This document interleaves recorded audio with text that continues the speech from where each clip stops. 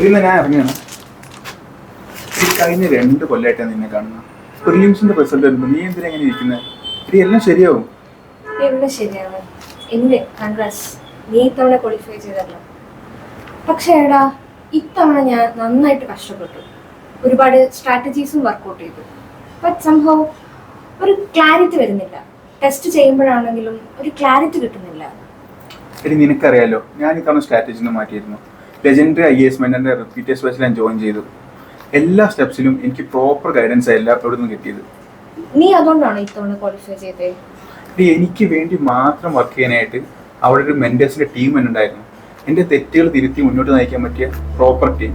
That made the difference.